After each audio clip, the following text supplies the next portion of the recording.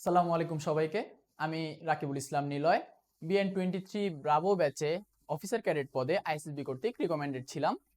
আমি আজকে মূলত এসেছি আপনাদেরকে বাংলাদেশ নৌবাহিনীতে অফিসার ক্যাডেট পদে ভর্তি হওয়ার জন্য অথবা যোগদান করার জন্য আপনার ন্যূনতম কি কি যোগ্যতা থাকা লাগবে আমি সেই বিষয়টি আপনাদের সামনে তুলে ধরতে যাচ্ছি।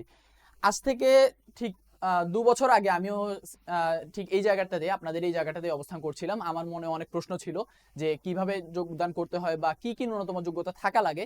তো সেই বিষয়টি আমি আজকে আপনাদের সামনে ক্লিয়ার করব। আচ্ছা, প্রথমে আসি বাংলাদেশ নৌবাহিনী পদে অফিসার ক্যাডেট পদে যোগদান করার জন্য আমাদের বয়সটা কতটুকু হওয়া লাগে। আচ্ছা, প্রথমে যদি আমি বয়সের ব্যাপারটাতে আসি, আমাদের যে বয়স দেওয়া আছে সেটা ন্যূনতম 16.5 বছর হতে 21 বছর। এই বিষয়টি বলতে বোঝানো হয়েছে যে আমাদের যে যোগদানের যে সময়সীমা সেই সময় আমাদের যোগদানের যে সময়সীমা সেই সময়সীমার মধ্যে আমাদের বয়স যদি এই 16.5 বছর থেকে 21 বছর হয়ে থাকে তাহলে আমরা শুধুমাত্র যোগদান করতে পারবো। এখন বিষয়টি 21 বছর, এই বিষয়টিকে মানে কিভাবে আমরা ক্লিয়ারিফাই করব সেটা হলো, আপনার যদি জয়নিং এর আগের দিন পর্যন্ত আপনার 21 বছর অর্থাৎ 20 বছর 12 মাস 20 বছর 11 মাস সামথিং যদি হয়ে থাকে তাহলেও আপনি যোগদান করতে পারবেন। কিন্তু যেই মুহূর্তে আপনার 21 বছর হয়ে গিয়েছে, 21 বছর একদিনে আপনি পা দিয়েছেন, তারপরে গিয়ে আপনি আর যোগদান করতে পারবেন না। সো এই বিষয়টি আমাদের মাথায় রাখা লাগবে যে হচ্ছে আমরা 16.5 বছর থেকে 21 বছর সময়ের মধ্যে আমরা শুধুমাত্র যোগদান করার জন্য আমরা অ্যাপ্লাই করতে পারবো। এরপর শারীরিক যোগ্যতার ক্ষেত্রে আসি। শারীরিক যোগ্যতা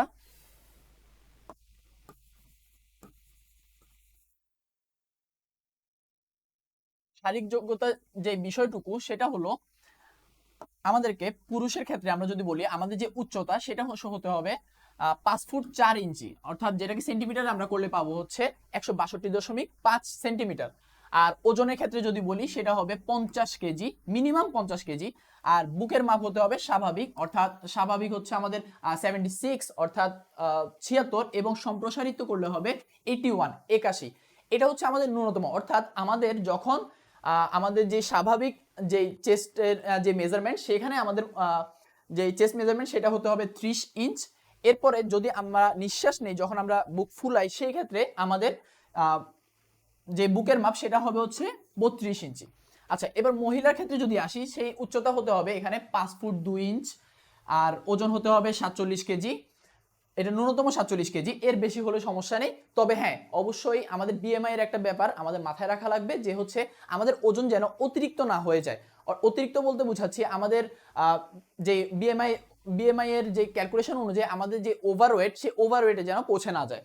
এবং আচ্ছা, এরপরে মহিলার ব্যাপারে, মহিলাদের যেই স্বাভাবিক বুকের মাপ সেটা হবে 28 ইঞ্চি, এবং সম্প্রসারিত করার পর সেই মাপ হতে পারবে হচ্ছে 30 ইঞ্চি। এইটুকু যদি আপনার মিনিমাম ফিজিক্যাল রিকোয়ারমেন্টস থাকে, আপনি তাহলে হচ্ছে বাংলাদেশ নৌবাহিনীতে যোগদান করার জন্য সুযোগ পাবেন, অর্থাৎ ওখানে অ্যাপ্লাই করতে পারবেন। আচ্ছা, এরপর এখানে আরেকটা বিষয় ওরা নোট করে দিয়েছে, যে হলো উচ্চতা ও বয়স অনুসারে সশস্ত্র বাহিনীর জন্য নির্ধারিত স্কেলের অতিরিক্ত ওজন হলে অযোগ্য বলে বিবেচিত হবে। যেটা আমি কিছুক্ষণ আগে আপনাদের বললাম, যে আপনাদের যে বিএমআই সেই বিএমআই প্রতি একটু হচ্ছে সতর্ক থাকবেন। অনেক সময় দেখা যায় তারা কিছু কিছু ক্যান্ডিডেটদেরকে অতিরিক্ত ওজন থাকা সত্ত্বেও সিলেক্ট করে নেয়। তারা সেটা বিবেচনায় আনে এভাবে, যে সেই ক্যান্ডিডেটকে কিছু এক্সারসাইজ করলে অথবা হচ্ছে জয়নিং এর পর সে নিয়মিত এক্সারসাইজ করলে তার হয়তোবা সেই যে অতিরিক্ত ওজনটুকু আছে সেটুকু কমিয়ে আনা সম্ভব। এইটুকুর বিবেচনায় তারা অনেক সময় বাড়তি ওজন থাকা সত্ত্বেও কিছু ক্যান্ডিডেটকে তারা সিলেক্ট করে থাকেন। এরপরে আসে হচ্ছে শিক্ষাগত যোগ্যতা। শিক্ষাগত যে যোগ্যতা, সেই যোগ্যতা প্রথমে আসে হচ্ছে মাধ্যমিক ও উচ্চ মাধ্যমিক বা সমমান পরীক্ষায় বিজ্ঞান বিভাগে ন্যূনতম জিপিএ 5 এবং অপরটিতে হচ্ছে 4.5। এর মানে হচ্ছে আপনার যে এসএসসি এবং এইচএসসি রেজাল্ট, এর মধ্যে কোনো একটাতে আপনার মিনিমাম 5 থাকা লাগবে, জিপিএ 5 থাকা লাগবে, এবং আরেকটাতে আপনার মিনিমাম 4.5 থাকা লাগবে। যদি এর দুইটির মধ্যে কোনোটির কম থাকে তাহলে হচ্ছে আপনি যোগদান করার জন্য আবেদন করতে পারবেন না। এরপরে আসি ইংরেজি মাধ্যমের জন্য,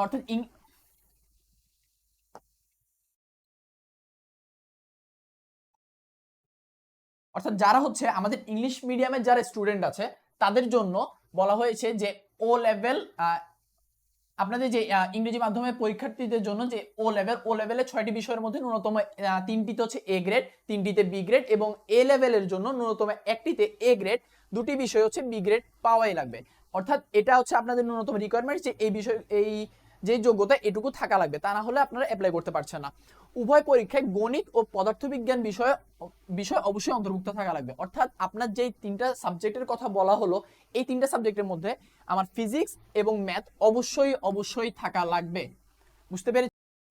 এই জায়গায় আপনাদেরকে আরেকটা গুরুত্বপূর্ণ বিষয় তুলে ধরি, সেটা হলো উভয় পরীক্ষায় আমাদের অন্তত যেই আমাদের যেই রিকোয়ারমেন্ট ছিল সেই জায়গায় অবশ্যই ম্যাথ এবং ফিজিক্স অবশ্যই আমাদের অন্তর্ভুক্ত থাকা লাগবে। এই বিষয়টি কাদের জন্য আমি সেটা বলি, সেটা হলো অনেকের কারিকুলামের মধ্যে এই ম্যাথ অর্থাৎ গণিত বিষয়টি থাকে না।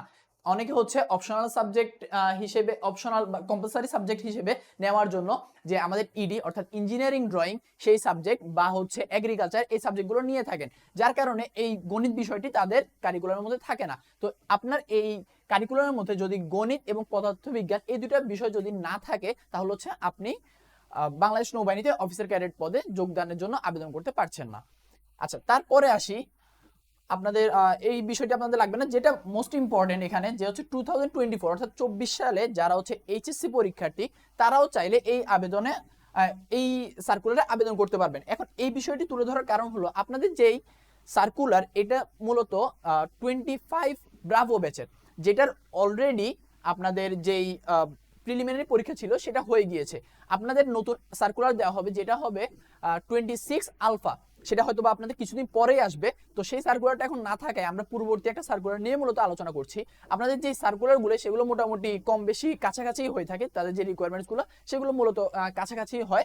তো এই যে এখানে 2024 যে স্টুডেন্টরা তারা হচ্ছে অ্যাপ্লাই করতে পারবেন এই সার্কুলারের জন্য। পরবর্তীতে যে 26 আলফা ব্যাচ যেই সার্কুলারটা আসবে সেই সার্কুলারে হয়তোবা দেখা যাবে যে 2025 সালের যারা হচ্ছে এইচএসসি পরীক্ষার্থীগণ আছেন তারা হচ্ছে অ্যাপ্লাই করতে পারবেন। এখন এই পরীক্ষার্থীগণ এইচএসসি পরীক্ষার আগে কিভাবে অ্যাপ্লাই করে যোগদান করলেন, তারা যোগদান এভাবেই করতে পারবেন যে তাদের যদি যে রেজাল্ট এইচএসসি যে রেজাল্ট সেটা যদি তাদের এখানে যে জয়নিং ডেট অর্থাৎ যোগদানের যে তারিখ সেই তারিখের আগে যদি তাদের রেজাল্ট পাবলিশ হয় এবং সেই রেজাল্ট যদি তাদের এই যে রিকোয়ারমেন্টস মিনিমাম 5 বা মিনিমাম 4.5 যে রিকোয়ারমেন্টস সেই রিকোয়ারমেন্টস যদি ফুলফিল করে তাহলে হচ্ছে তারা অ্যাপ্লাই করতে পারবেন। আচ্ছা, কোনো কারণে যদি আপনার গ্রিন কার্ড পাওয়ার সত্ত্বেও আইসিসবি কর্তৃক গ্রিন কার্ড পাওয়ার সত্ত্বেও যদি এই রিকোয়ারমেন্টসে কোনোটি যদি আপনি না পূরণ করতে পারেন, অর্থাৎ কোনো একটাতে আপনার হলো এটাতে আপনার সাপোজ 4.5 এখানেও আপনার 4.5 যদি এমনটি হয় তাহলে হচ্ছে আপনি যোগদান করতে পারছেন না, তার কারণ আপনি মিনিমাম রিকোয়ারমেন্টস ফুলফিল করতে পারেননি। আচ্ছা, এরপরে আমি আসি আপনাদের এই বিষয়ে মোটামুটি আপনাদের জানাই আছে যে যে বৈবাহিক অবস্থা আপনারা মোটামুটি সবাই এখনো সিঙ্গেল। সো আপনাদের যে বৈবাহিক অবস্থা সেটা অবিবাহিত হতে হবে। তারপর যে জাতীয়তা সেটা অবশ্যই বাংলাদেশী হতে হবে। আপনি অবশ্যই জন্মগতভাবে বাংলাদেশেরই নাগরিক হতে হবে, তাহলে হচ্ছে আপনি অ্যাপ্লাই করতে পারবেন। আচ্ছা, এরপরে আসি, এতক্ষণ আপনাদেরকে যোগ্যতা নিয়ে আলোচনা করলাম, এখন আসি কি কি অযোগ্যতা থাকতে পারে, কি কি অযোগ্যতা থাকলে আপনি হচ্ছে অ্যাপ্লাই করতে পারবেন না। আচ্ছা, প্রথমে আসি সেনা, নৌ বা বিমান বাহিনী অথবা কোনো সরকারি চাকরিতে বরখাস্তকৃত। অর্থাৎ আপনি যদি কোনো একটা গভর্নমেন্ট জব করে থাকেন বা কোনো একটা ফোর্সে যদি আগে জব করে থাকেন এবং সেই জব থেকে যদি আপনাকে ফায়ার্ড করা হয়, অর্থাৎ আপনি যদি সেখান থেকে কোনোভাবে আপনাকে বের করে দেওয়া হয়, তাহলে সেই ক্ষেত্রে আপনি অযোগ্য বলে বিবেচিত হবেন, আপনি এই সার্কুলারে আর আবেদন করতে পারছেন না। তারপরে আসি আইসিসবি কর্তৃক 2 বার স্ক্রিন আউট অথবা প্রত্যাখ্যান হলে। এর মানে হলো আপনার যে আইসিএসবি পরীক্ষা অর্থাৎ প্রিলিমিনারির পরে আমাদের একটা আইসিএসবি পরীক্ষা হয়, 4 দিনের একটা কোর্স, 4 দিনের একটা পরীক্ষা মূলত। তো সেই পরীক্ষায় যদি আপনি 2 বার স্ক্রিনড আউট হন অথবা যদি রেড কার্ড পান, 2 বার রেড কার্ড হন, তাহলে সেই ক্ষেত্রে আপনি এই আবেদনে এই সার্কুলার হচ্ছে আপনি আবেদন করতে পারছেন না। আচ্ছা, তারপরে আসি সেনা, নৌ ও বিমান বাহিনীর আপিল মেডিকেল বোর্ড কর্তৃক অযোগ্য বলে বিবেচিত হলে। এই যে আপিল মেডিকেল বোর্ড, এটি হলো মূলত আপনাদের অনেকে হচ্ছে দেখা যায় একটা মেডিকেল ইস্যুর কারণে গ্রিন কার্ড পাওয়া সত্ত্বেও জয়েন করতে পারে না। তো যারা জয়েন করতে পারে না তারা যে একটা কাজ করে সেটা হচ্ছে আপিল করে। আপিল করা মানে হচ্ছে হলো আমরা যে বোর্ডে আমরা বোর্ড চ্যালেঞ্জ করি না, যে বোর্ড চ্যালেঞ্জটা করি এখানে ক্ষেত্রে সেম জিনিসটাকে বলা হয় আপিল। তো আমরা এই বোর্ড চ্যালেঞ্জের মতো করে এখানে একটা আপিল করি। যদি সেই ফাইনাল মেডিকেল বোর্ড আপনার যে মেডিকেল ইস্যু ছিল সেটাকে যদি তারা আনফিট বলে বিবেচিত করে, তাহলে আপনি আর পরবর্তীতে কোনো সার্কুলারে অ্যাপ্লাই করতে পারবেন না। এরপরে আসি, যে কোনো বিচারালয় হতে দণ্ডপ্রাপ্ত হলে, অর্থাৎ আপনার যদি কোনো মামলা মোকদ্দমা থাকে, সেই জায়গায় যদি কোনো পানিশমেন্ট থেকে থাকে, সেই ক্ষেত্রে আপনি অ্যাপ্লাই করতে পারবেন না। অসম্পূর্ণ ত্রুটি এবং এক নামে একাধিক আবেদনপত্র বাতিল বলে গণ্য হবে। অর্থাৎ আপনি যদি কয়েকটা সার্কুলার অ্যাপ্লাই করে থাকেন, মানে প্রিভিয়াস কোনো সার্কুলার অ্যাপ্লাই করেন, অথবা এখন এই সার্কুলার অ্যাপ্লাই করার পর পরবর্তীতে আবার সার্কুলার অ্যাপ্লাই করলেন কোনো সার্কুলারে, তো সেই ক্ষেত্রে আপনি এক এক নামে অ্যাপ্লাই করতে পারবেন না। আপনি যেই সার্টিফাইড নেমটা আছে, আপনার সার্টিফিকেট আপনার যে নামটা দেওয়া আছে সেই নাম দিয়ে আপনি শুধুমাত্র আবেদন করতে পারবেন। আচ্ছা, তারপর আসি আমাদের যে প্রাথমিক স্বাস্থ্য পরীক্ষা, প্রাথমিক সাক্ষাৎকার ও লিখিত পরীক্ষার তারিখ সমূহ। আচ্ছা, এই তারিখের ব্যাপারে আমি আর তেমন কিছু বলার নেই, কারণ এটি অলরেডি হচ্ছে এই যে তারিখগুলো সেগুলো অলরেডি অতিবাহিত হয়ে গিয়েছে।